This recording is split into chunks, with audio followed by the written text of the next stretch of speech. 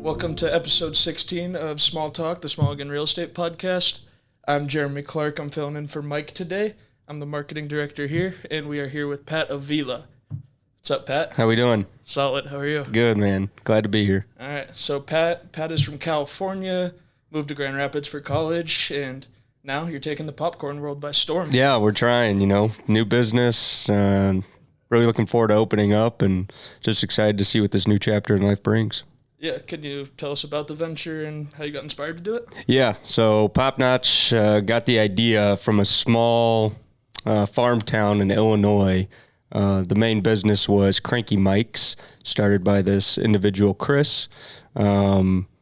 She kind of set up a really cute little popcorn shop in this town of 3,000 people. And she was a family friend of my wife's and kind of knew her through mutual connections. And she just had something going on down in this small little farm town that just didn't really make sense to me. She just sold a lot of popcorn. Everybody talked about her popcorn and just kind of had this buzz around her, and kind of got me interested on why is her popcorn so good? How is she so successful in a small town? And that kind of got my mind thinking of, maybe if I started this in a bigger town of Grand Rapids, say, 250,000 people, they can kind of create a fun environment, a cute little area where people enjoy shopping and experiencing things, then I might be on to something big here. So for sure. So did you talk to her, or yes, are you serving the same exact popcorn, or what's the deal there? Yeah, so I talked to her. I actually shadowed her for a weekend to see if the business was viable. I had no idea what went into making gourmet popcorn. I mean, I'm super novice at this, sure. And it was just kind of a business idea to see if I could get it going. So went there and toured her facility. It's a small little church turned into a popcorn shop. Perfect. So very small, but had all this equipment in there. And, when I first went in there, if I was going to be overwhelmed at any point where the process of making it or anything like that was too complicated for me, then it probably wasn't going to be viable. But after watching her make it and the ingredients she used, I was kind of like, this is what it is. This is it. And she's like, yep, this is what we do. And I'm like, I think this is possible. And I think someone who has no experience but passionate about it could actually get it going, make some good popcorn. And yeah. Yeah, you mentioned gourmet popcorn. What does that mean, gourmet popcorn? Yeah, gourmet is basically handcrafted. So we're doing everything from popping the seed in-house to mixing the oil and seasonings together to make sauces for the popcorn. We're bagging it by hand. We're hand drizzling it with chocolate. So I guess gourmet is just putting the love in it by actually making it, doing it, and seeing somebody do it like you would go into a restaurant, right. Gourmet spot where someone's, putting time and effort into creating a good meal for you. Yeah. And is it just you making the popcorn, or you got a team, or what's going on there? Yeah. So on the operation side, it's just me and another employee, Graham, who I just hired and is making popcorn for me this week. But it's kind of been a team effort to get this whole thing started. I have to point out my wife, Paige, who did a fantastic job of designing the entire space, which I think appeals to a lot of people. Gourmet popcorn appeals to people, but when you step into an inviting area and space, I think that even adds more elements to the business. Nice. Did your wife, make that logo as well? I see it on your hat there. And yep. I like it. Yep. So I like to tag her as the CMO, the Chief Marketing Officer. She's a graphic designer by trade, but is in the what's the world you want to design world of homes, like interior design. Yep, interior design, and she just has a really good eye for things like that, and is very creative and artistic, and create the logo, created all my labels for the popcorn. Again, created the interior space, so she's got the eye for it all. Yeah, sounds like a nice team member to have. Yeah, I bet you got a little lucky there. Yeah. So where's the shop located? The shop's located on 746 Wealthy Street is the address. If you're familiar with the area, it's Wealthy and Eastern are the cross streets. Right across from Lee and Birch, a clothing store down there. So it's kind of in that fun East Town area that's kind of hopping and jiving with Donkey, Winchester. There's a lot of restaurants. Stouffer Home is a big interior design shop down there. So kind of a well-traveled path for Southeast Michiganders in Grand Rapids. Yeah, for sure. That's a cool area. Lots of cool like architecture and all those buildings. Yeah, real old school feel. Yep. Are you on the brick road? No, we're not on the brick. Thankfully. Okay. I might lose a wheel if I keep driving down the thing. That's a good point. Good point. What flavors of popcorn are you making? I know you mentioned some chocolate, but yep. So we're doing 8 flavors. We're doing, let me use my fingers, caramel cheddar, the infamous Chicago mix, they like to call it. We're doing a dill pickle, which is pretty unique. We're doing cheddar jalapeno, which is a fun little spice added. Kettle corn, your standard sugar and salt. Movie theater style, so a mimic of you going to the movie theater and getting popcorn. I'll be making the same type. And then a fun raspberry kettle corn with chocolate drizzled on top and freeze-dried raspberry pieces added on top. So that's kind of ultra gourmet right there, just getting into the chocolate and making the presentation look really nice. Yeah. Where were the samples that you brought in? Did you forget those? I forgot the samples. I actually have a ton at the shop, and I kicked myself. Likely story. Not bringing anything. They don't have labels on them, but you could see the pretty popcorn in the bag. Nice. So what do you think your business can do for the community? Like, what's your goal to get to the community and get people in there? Yeah, I think the main focus for the community is just to create a fun environment for people to come in and experience something new. So a unique thing we did with the layout of the shop was we made it an open kitchen. So when you walk in, you'll actually be able to see what a full gourmet popcorn shop looks like and how it's ran on a daily basis. So whether that's from the 60-ounce kettle popping the popcorn out and going onto the table and us sifting it to the caramelizer pouring out, caramel popcorn, and you're watching us move it around and coating the popcorn in tumblers, watching it spin and watching us drizzle it.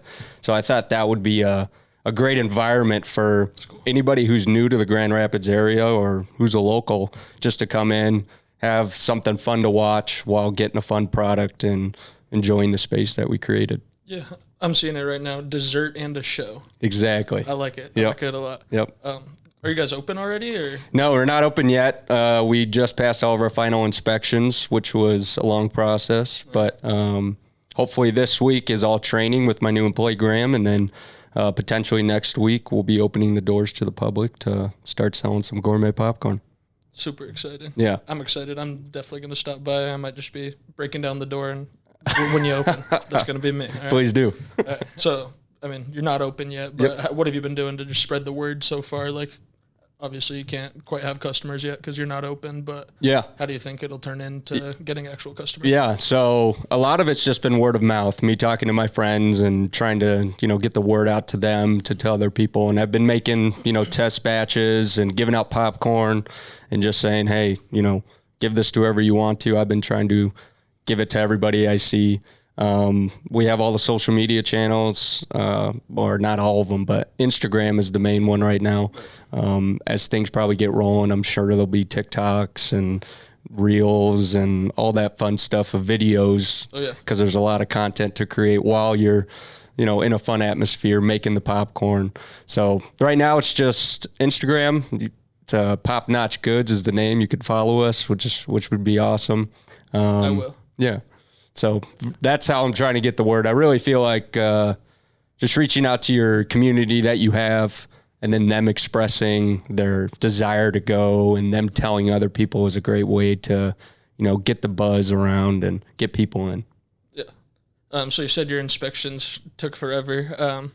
What's been the hardest thing to try to get the doors open? Would you say was the inspections? Yeah, I would just say getting into this, it's easy to walk into a restaurant and just be like, oh, this is awesome, it's here. But actually looking behind the curtain and understanding all the processes that need to happen, the people you need to talk to, the equipment you need to get, there's just a lot to it that you don't really know until you start digging that hole. Yeah. So that's kind of been the longest, is just, dealing with contractors. It's been crazy. Everybody's working like crazy. Hard to find good people to work for you.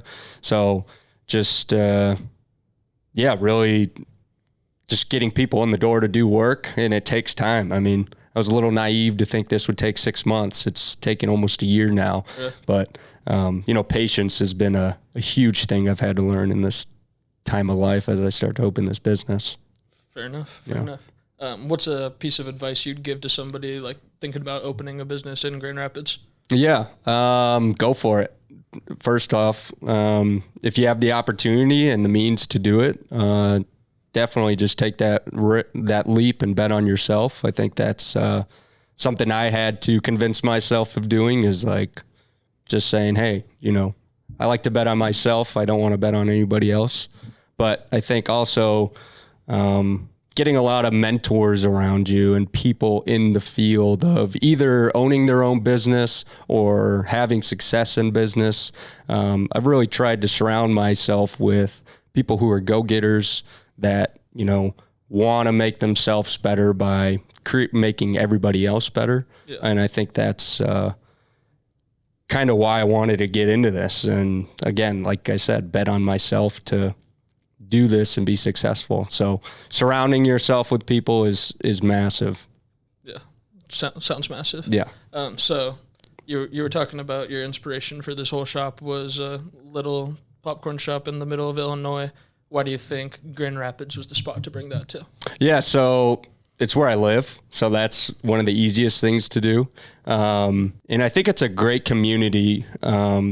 They really focus on local, and I think creating a local brand within this Grand Rapids community goes a long way to a lot of people, and just being there for them, I guess, and just creating that environment and fun experience, stuff like that. So what part of Grand Rapids do you live in, and what do you like about that part? Yeah, so I live in the southeast side, over by Calvin College, off Burton. Go Knights, baby. Yeah, go Knights. Ride or die. Mm-hmm. I kind of find myself there right after college. I got a job and got married to my wife, Paige.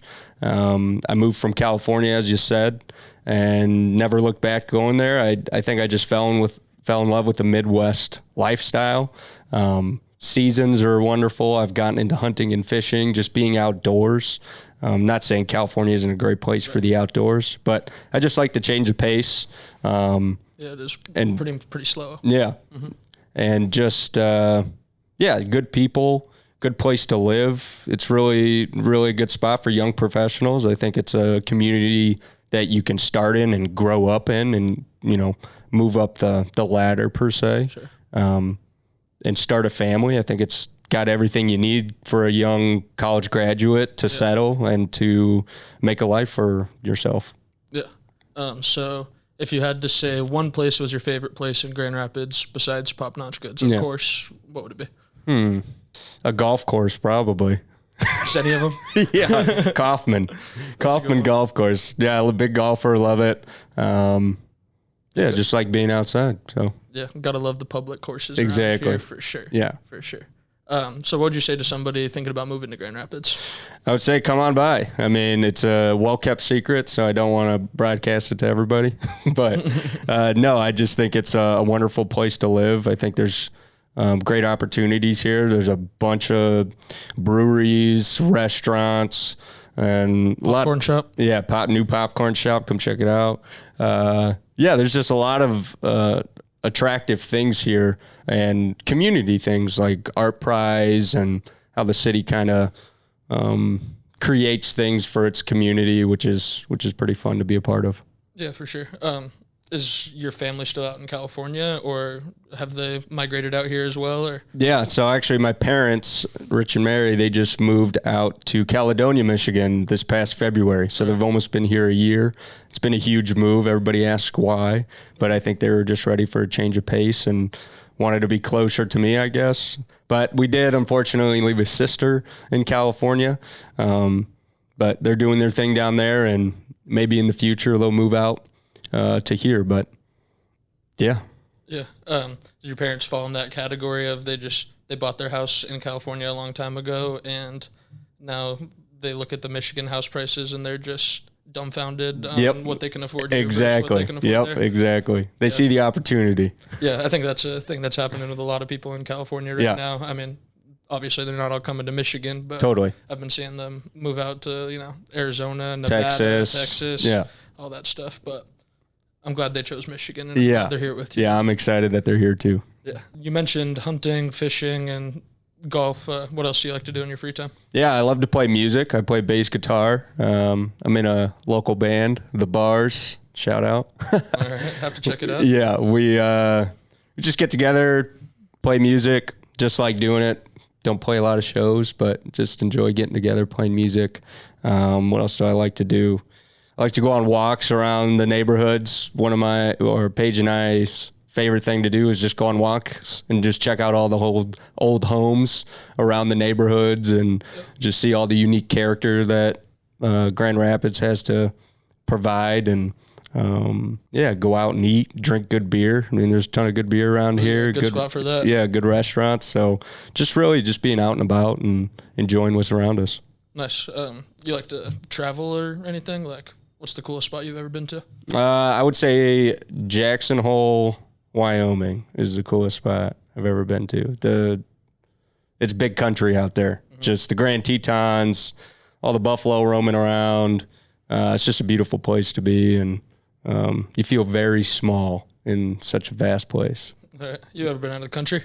Yeah, I've been to Peru. My wife studied there. That was pretty cool. Went there for 2 weeks, went to Machu Picchu. It was wonderful. Been to Spain, Mexico. I've been out of the country a couple of times, but I don't know. There's something about out west that gets you. Yeah. Kind of want to be a cowboy, but I'll just say that. Yeah. I don't know if you can really be a cowboy in Michigan, but pretty close. We'll try. Yeah. You're pulling it off, right?